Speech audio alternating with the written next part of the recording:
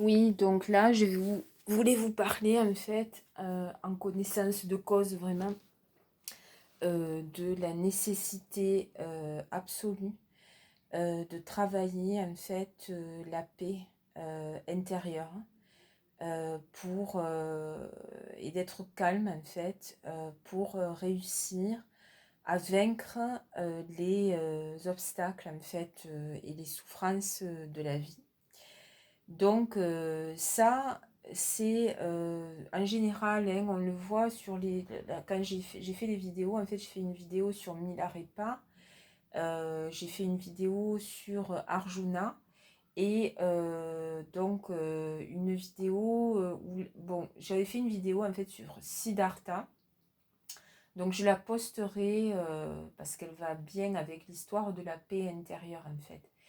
C'est quelque chose de fondamental, c'est très dur parce que la vie nous confronte en fait à beaucoup, beaucoup d'épreuves au niveau émotionnel, au niveau mental, au niveau physique, bon, au niveau spirituel, bon, euh, vraiment beaucoup, beaucoup d'épreuves, mais je dirais que tant que on ne réussit pas en fait à maîtriser ses émotions, et Dieu sait que c'est très, très, très dur, eh bien, on ne peut pas avancer. En fait, on fait du surplace. Et ces émotions, elles sont légitimes. C'est-à-dire que, enfin, elles peuvent être légitimes. C'est-à-dire que la colère, ça peut être quelque chose de très légitime. Comment dire, excusez-moi, je regarde en même temps si ça tourne ou pas. Oui. Donc, la peur, la tristesse, voilà, les émotions négatives, hein, je parle. Ça peut être vraiment extrêmement, comment dire,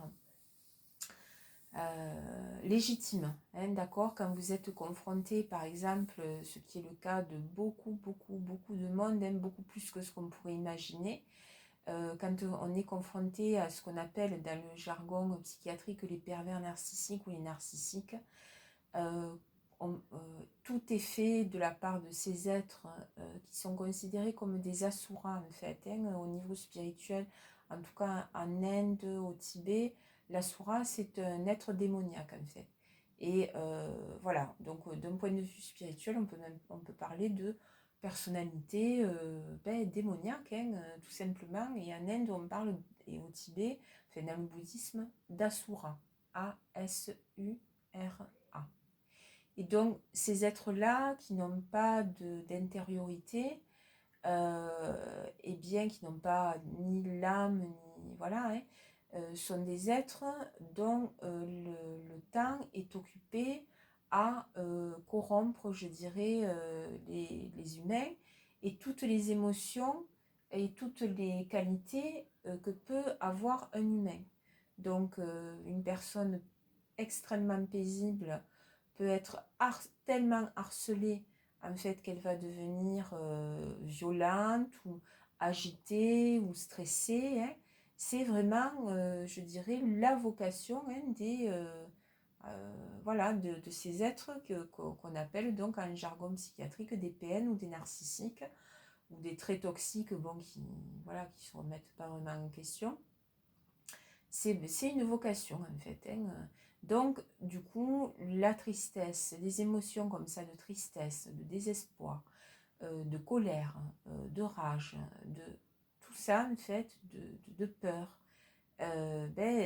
Voilà, sur le chemin, rares sont les humains qui ne vont pas les rencontrer en fait. Et d'autant plus quand le chemin est un chemin spirituel.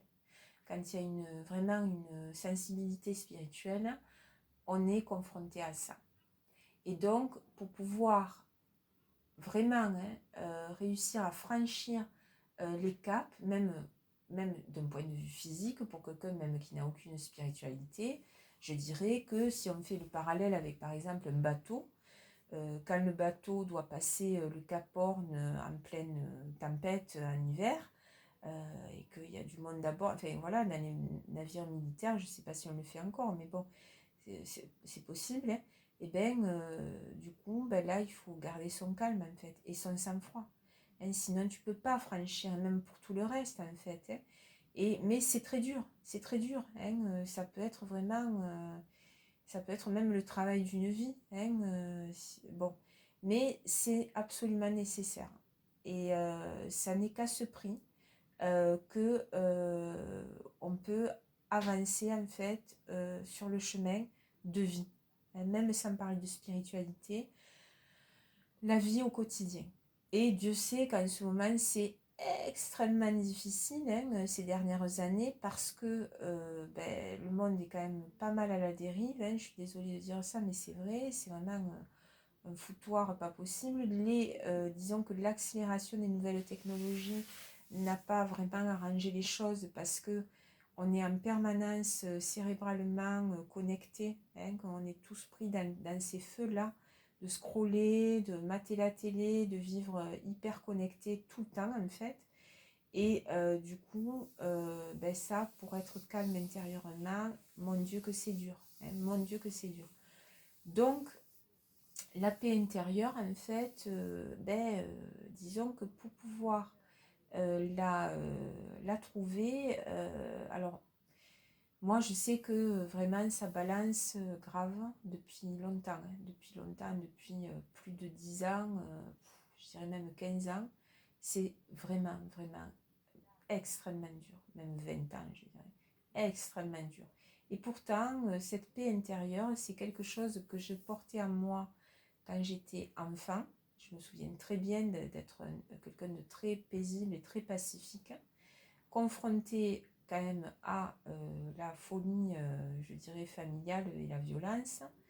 Et donc, ça, du coup, ça s'est quand même bien délité. Mais c'est quelque chose que j'ai retrouvé en vivant, je dirais, un éveil spirituel profond. Et puis, vraiment, voilà. Et ensuite, reperdu. Bon, mais voilà, moi, j'ai aussi ma part de responsabilité. Mais ce que je vois, c'est que vraiment, le rouleau des émotions euh, doit être maîtrisé, vraiment, hein, pacifié, pour réussir à avancer.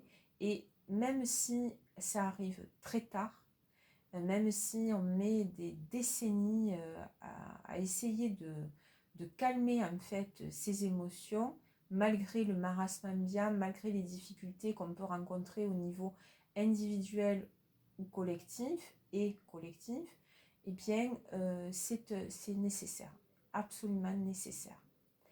Donc, alors, ça me passe par, vous le savez, des étapes en fait, enfin des, comment dire, des challenges en fait, hein, mais l'idée n'est pas de s'épuiser ou de se stresser à mort. Mais il faut le faire, vraiment le faire. Donc, on a tous, on a tous des difficultés diverses et variées. Alors déjà au niveau des peurs, les peurs en fait c'est quelque chose qui bouffe la vie, vraiment. Et le seul moyen en fait de dépasser ses propres peurs, c'est de se mettre en situation. C'est le seul moyen en fait. Ouais. Et voilà, c'est la mise en situation qui fait que si vous êtes agoraphobe, eh ben, il va falloir aller dans la foule, il va falloir aller au contact des gens. C'est très dur, hein, mais c'est dans ce contact-là, alors ça peut être l'agoraphobie ou même un ras-le-bol en fait de l'humanité, hein, clairement. Avec des colères qui montent, des énervements puissants, il n'y a pas que la peur, hein, ou des tristesses, ou toutes sortes d'émotions, sachant qu'en plus les gens contaminent, on se contamine les uns les autres, et même les personnes les plus paisibles finissent par péter les plombs, donc surtout en ce moment. Donc, disons que pour les émotions, mais pas que la peur, hein, les émotions globalement, la mise en situation est importante. Voilà. Et de trouver le calme profond dans les mises en situation. Là est le secret en fait. Là est le secret. En ce qui concerne donc les personnalités de type PN et narcissique, qui font du mal. L'idée, c'est vraiment je dirais, de rester calme quand leur haine se décharge sur vous. C'est le calme intérieur, en fait, qui fait, donc mise en situation, ben, on en a beaucoup, hein, je sais que là, beaucoup d'entre nous ont des voisins PN, ont dans le travail des PN, des narcissiques, et c'est seulement le calme, en fait, intégral, qui va permettre, en fait, de déloger les êtres toxiques. Le calme. Donc, au milieu de l'agitation, restez tranquille. Au milieu de la foule, ne pas s'énerver. Au milieu de la folie, restez droit. Au milieu de... Voilà. Et c'est donc la mise en situation, mais c'est aussi, je dirais, le vide et la solitude, en fait, hein, beaucoup de moments de solitude dans des lieux d'intimité, hein, que ce soit un appartement ou peu importe. Mais un endroit où vous allez expérimenter, en fait, le silence. Et même si autour de vous, en fait, dans le voisinage, tout ça, il y a des trucs qui dysfonctionnent grave et des énergies qui ne vont pas bien, l'idée est de rester calme malgré tout et de trouver cette bulle, en fait, absolue de calme intégral au milieu de l'agitation. Voilà. Et donc, voilà, la paix intérieure au milieu du marasme. Et ça, c'est un travail, en fait. C'est vraiment le travail de mise en situation et le travail de, comment dire, dans la foule, mais aussi dans la solitude. Voilà.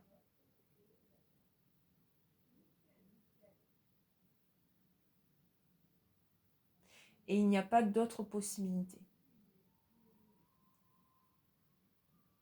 Et à partir du moment où vous arrivez en fait à faire ça, le silence mental, la tranquillité, la bulle de silence en fait, vous allez commencer à avancer vraiment en fait.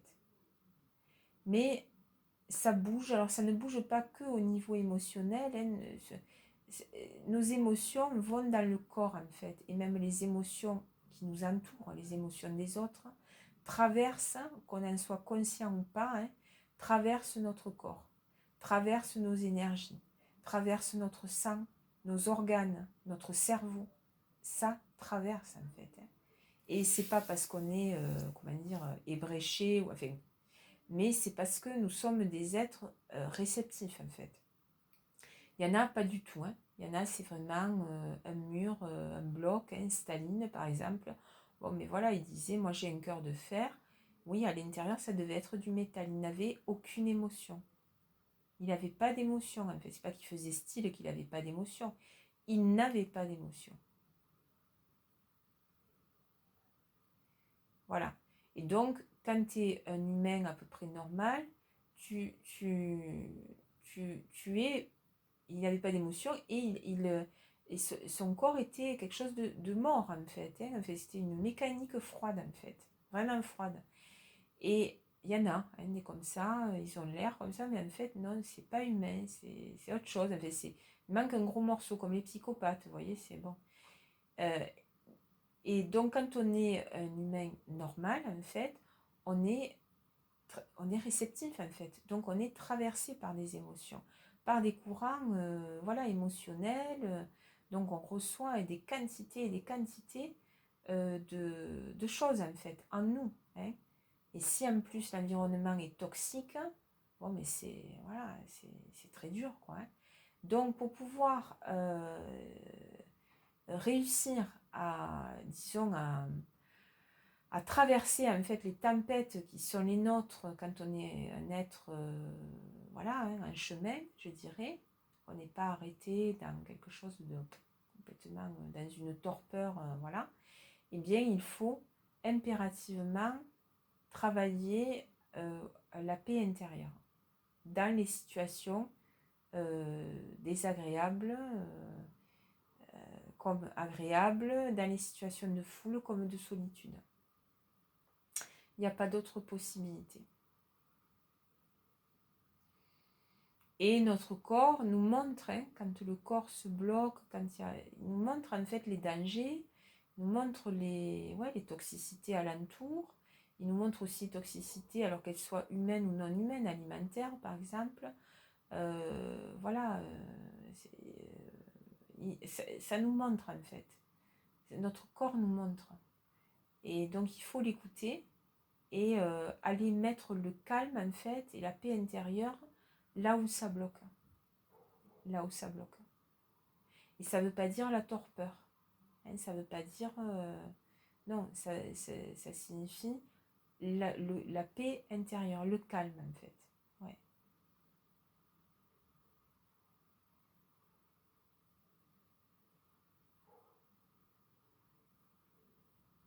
Bon, voilà, sur ces belles paroles,